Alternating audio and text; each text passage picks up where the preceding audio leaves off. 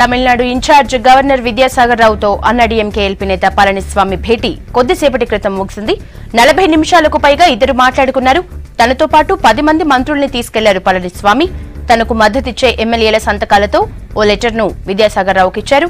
Majority MLA support తనకే ఉందని, తనకే ప్రభుత్వం ఏర్పాటు చేసేందుకు అవకాశం ఇవ్వాలని గవర్నర్ను కోరినట్లు తెలిసింది.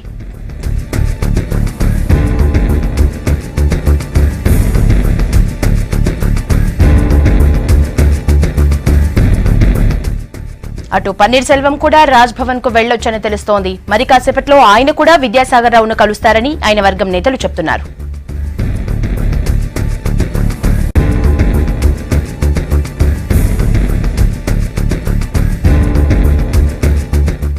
డీటెయిల్స్ బుచ్చన్న అడిగి తెలుసుకుందాం. బుచ్చన్న, పళనిస్వామి భేటీ తర్వాత తమిళ పాలిటిక్స్ అప్డేట్స్ చెప్పండి.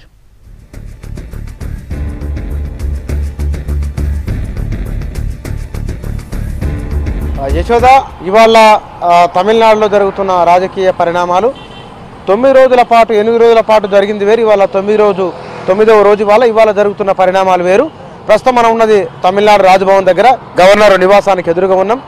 కొద్దిసేపటి కింద ఏఐడిఎంకే శశికళ వర్గానికి సంబంధించిన ముఖ్యమంత్రి ప్రతిపాదిత అభ్యర్థి పళనిస్వామితో పాటుగా 12 మంది మంత్రులు, కొంతమంది నాయకులు వెళ్లి గవర్నర్తో భేటీ అయ్యారు. భేటీ అయిన తర్వాత వారు బయటకు వచ్చి భేటీ కూడా ఎక్కువసేపు జరగలేదు. కేవలం ఇక్కడ నుంచి లోపలికి వెళ్ళిన తర్వాత ఒక 5-10 నిమిషాల లోపే సమావేశం ముగిసింది. ఆయన మాట్లాడిన పొడిగా 2-3 మాటలు మాట్లాడినని బయటకు వచ్చిన తర్వాత ఒకరిద్దరు నాయకులు అన్న మాటలను బట్టి తెలుస్తున్నది. రాజ్యాంగబద్ధంగా, చట్టబద్ధంగా ఏ చర్యలు తీసుకోవాలనో అవి తీసుకుంటాం, ఈ పరిస్థితిని మేము అర్థం చేసుకుంటూ చూస్తున్నాం అనే మాట మాత్రమే ఆయన మాట్లాడినట్లు తెలుస్తున్నది. మిగతా ఇంకేమైనా మాట్లాడినా, ఇంకే విషయాలపైన ఏమన్నా చర్చ జరిగిందా లేదనే విషయం మనకు సంపూర్ణంగా తెలియదు. కానీ ఆయన చెప్పిన మాటలు అయితే చూస్తాను, దీన్ని పరిశీలిస్తాను, రాజ్యాంగబద్ధంగా ఏ చర్యలు తీసుకోవాలో ఆ చర్యలు తీసుకుంటాము అనే మాట మాత్రం ఆయన అన్నారని తెలుస్తున్నది. ఈ మొత్తం 8 రోజుల కాలంలో జరిగింది అదే. ఇవాళ గవర్నర్ భేటీ తర్వాత చెప్పిన మాట కూడా అదే. మరి ఇది ఏఐడిఎంకే శశికళ వర్గానికి ఇది సంతోషాన్ని కలిగిస్తుందా, లేకపోతే కనుక పన్నీర్ సెల్వానికి ఆనందం కలిగిస్తుందా మనకు అర్థం కావడం లేదు. కానీ జరుగుతున్న పరిణామాన్ని ఒకసారి చెప్తాను నేను. ఇవాళ కొద్దిసేపటి కింద వాళ్ళ భేటీ తర్వాత పన్నీర్ సెల్వం కూడా గవర్నర్ అపాయింట్మెంట్ కోరినట్లు సమాచారం ఉంది. ఆయన కొద్దిసేపట్లో గవర్నర్తో భేటీ అవుతారని తెలుస్తున్నది. అంటే వారు భేటీ అయిపోయిన వెంటనే మళ్ళా పన్నీర్ సెల్వం భేటీ అవుతున్నారు. గతంలో కూడా శశికళ, పన్నీర్ సెల్వం విడివిడిగా భేటీ అయ్యారు. ఇట్లా భేటీల పరంపర కొనసాగుతున్నది. ఏజీ సూచన చేసిన తర్వాత, ముకుల్ రోహిత్గి సూచన చేసిన తర్వాత నిన్న ఒక నిర్ణయం వెలువడింది. గవర్నర్ కూడా ఆ విషయంలో వెనువెంటనే చర్యలు తీసుకుంటారనే గట్టి నమ్మకం తమిళనాడులో ఏర్పడింది. తమిళనాడు రాజకీయాలు చౌరస్తా నుంచి చివరి శుభంకాడు వరకు వెళ్తున్నాయనే అభిప్రాయం కలుగుతున్న తరుణంలో ఒక సమస్యకు పరిష్కారం అయ్యింది అని అనుకుంటుండగానే అదనంగా 3-4 సమస్యలు వస్తున్నాయి. శశికళ విషయంలో ఆమె రాజకీయ భవిష్యత్తు తేలిన తర్వాత తమిళనాడు రాజకీయ సంక్షోభానికి ఫుల్ స్టాప్ పడుతుంది అంతా అనుకున్నారు. కానీ అది ఇంకో టర్న్ తీసుకున్నది. పళనిస్వామి జయలలిత వారసురాలుగా చెప్పుకున్న శశికళ తను జైలుకి వెళ్ళిన తర్వాత నిజంగానే ఆ ఎమ్మెల్యేలంతా అంతే బలంగా ఉంటారా? శశికళ ఇచ్చినంత నమ్మకాన్ని పళనిస్వామి ఇవ్వగలడా? ఇక్కడ సామాజిక వర్గానికి సంబంధించిన అంశాలు, తన ఆర్థిక సంబంధించిన అంశాలు, తన నాయకత్వానికి సంబంధించిన అంశాలు కూడా చాలా ప్రభావితం చేస్తాయి. మరి ఇంత ప్రభావితం చేయగల వ్యక్తిగా ఆయన ఉంటాడా?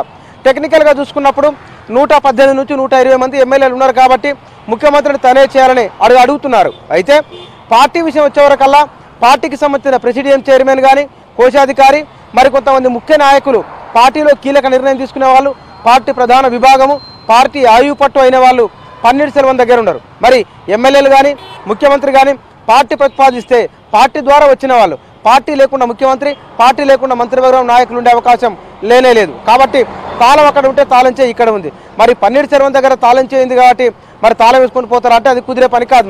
మరి ఎట్లా తిరగాలి రాజకీయం అంతా అంటే ఇవి అక్కడ జైలుకి వెళ్ళిపోయిన తర్వాత ఒకవేళ మళ్ళీ పన్నీర్ సెల్వం దగ్గరికి మిగతా వాళ్ళంతా వస్తారేమో అనే పెద్ద ఎత్తున చర్చ ఇక్కడ తమిళనాడు జరుగుతున్నది.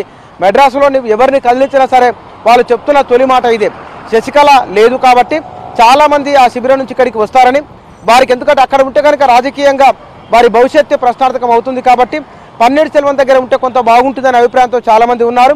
గోల్డెన్ బే రిసార్ట్ నుంచి ఆమె లొంగిపోయిన తర్వాత చాలామంది వస్తారని చెప్తున్నారు. అయితే ఇవాళ పన్నీర్ సెల్వంకు సంబంధించిన పాండ్యరాజు అని మరికొంతమంది గోల్డెన్ బే రిసార్ట్కి వెళ్ళినప్పుడు అక్కడ వారికి తీవ్ర నిరసన వ్యక్తమైంది.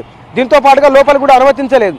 అంటే శశికళ ఉన్నంత వరకు ఆమె తరఫున ఉన్న ఎమ్మెల్యేలను కానీ ఆమె వెంట ఉన్న వారిని కానీ ఎవరు ఏమి చేయాలని అర్థమైపోయింది. అయితే పన్నీర్ సెల్వం వేస్తున్న ఎత్తుగడలు వ్యూహాలు దానికి ప్రతిగా శశికళ వేస్తూ వచ్చింది. మరి జైలుకి వెళ్ళిన తర్వాత కూడా ఏదైనా గ్యారంటీ ఏమీ లేదు. అయితే బయట ఉన్నంత బలం జైల్లో ఉంటే ఉంటుందా? కాబట్టి ఇవాళ గవర్నర్ వాళ్ళు కలిసి వెళ్ళిపోయినారు, ఇవాళ పన్నీర్ సెల్వం కలుస్తున్నాడు. ఈ అన్ని పరిణామాలను ఒకవైపున డిఎంకే పరిశీలిస్తుంది. ఆ మొత్తంగా చూసుకున్నప్పుడు 1 లేదా 2 రోజులలో దీనికి ఈ కొలిక్కి వచ్చే అవకాశం ఉన్నట్టు మనకు సూచాయిగా తెలుస్తున్నది. అయితే ఎమ్మెల్యేలు ఇటు అటు చీలిపోతే కనుక ఏఐడిఎంకే నుంచి అటు స్టాలిన్ గాక ఇటు వీళ్ళిద్దరి గాక మరొకసారి రాష్ట్రపతి పాలన తమిళనాడులో వస్తుందా ఏమని ఒక అనుమానాలు అయితే ఉన్నాయి. మరి వస్తుందా లేదంటే చెప్పలేము ఇప్పటికిప్పుడు. కానీ పరిస్థితులు కనుక ఎటు ఇది తేలకపోతే కనుక ఇట్లే ఉత్కంఠత కొనసాగితే కనుక గవర్నర్ దానికి తెరదించే అవకాశం ఉంది. ఆ తెరదించడం కూడా రాష్ట్రపతి పాలనతో తెరదించవచ్చు. ఎందుకంటే ఎటు పాల్గొనే పరిస్థితుల్లో చేయాల్సింది అది ఒకటి తప్ప మరో మార్గం లేదు. అయితే పాపులర్ గవర్నమెంట్ ఉంది ఇక్కడ, ప్రజలు ఎన్నుకున్న ప్రభుత్వం, ఎమ్మెల్యేలు ఉన్నారు. పెద్దగా రాజకీయంగా ఈ చిన్న అలజడి వినాయిస్తే సమస్యలు ఏం లేవు. మరి దీనికి ఏమన్నా కొంత సానుకూలమైన కొంత ప్రశాంతత వాతావరణం వచ్చిన తర్వాత నిర్ణయం ఏమన్నా తీసుకుంటారా? గవర్నర్ మాట్లాడిన మాటలు బట్టి చూస్తే కనుక బహుశా ఇది ఈ విషయాన్ని ఆయన ఎట్లా దీన్ని లాజికల్గా ఎట్లా ఎండు చేద్దాం అనుకుంటారో మరి మనకైతే అర్థం కావడం లేదు. కానీ మొత్తానికి సమస్యను దీనికి ఒక లాజికల్ కన్క్లూజన్ ఇచ్చే దిశగానే అడుగులు వేస్తున్నట్టు అర్థమవుతున్నది. ఇక్కడ 2 విషయాలు, పళనిస్వామి గట్టిగా ఉండి అదే పట్టుదల మీద ఉంటే కనుక ఆయనే ముఖ్యమంత్రి కావచ్చు. లేకపోతే కనుక శశికళ అక్కడ పోయిన తర్వాత కొంతమంది ఎమ్మెల్యేలను తీసుకొని పన్నీర్ సెల్వమే ఏమైనా చక్రం చెప్తారో అది కూడా తెలియడం లేదు. వీటన్నిటి కూడా పరిశీలన చేస్తున్న గవర్నర్ మేబీ ఇంకా ఎక్కువ టైం లేకుండానే దీనికి ఒక కన్క్లూజన్ దీనికి ఒక కొలిక్కి వచ్చే అవకాశం అయితే ఉంది అనుకోవచ్చు. Yashoda. Okay, thank you Buchanna.